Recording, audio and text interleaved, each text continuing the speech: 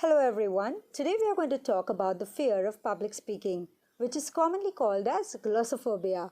It is very natural for a public speaker to feel a little unsettled before a public talk. But my dear friends, these unsettlements within yourself and in your surrounding could be solved by taking a few steps in a positive direction. Overcoming any kind of fear requires deliberate efforts. Glossophobia is a fear that can be overcome with practice. Let's focus on 5 G's of public speaking.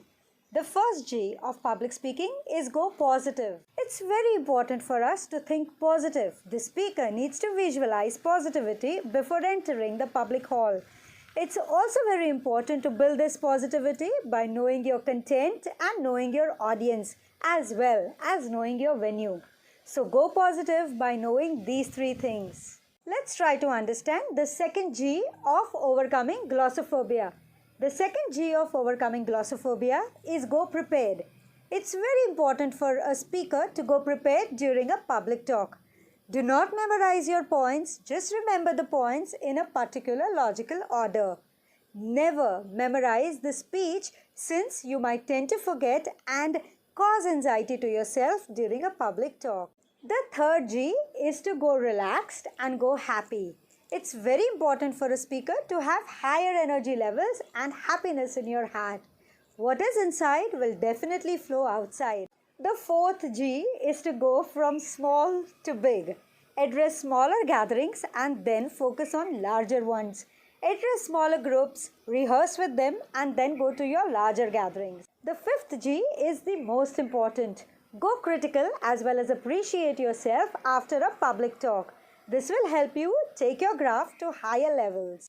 Also, try to take a feedback from your audience and accept it positively. Further, here are some ways for you to overcome your public fear.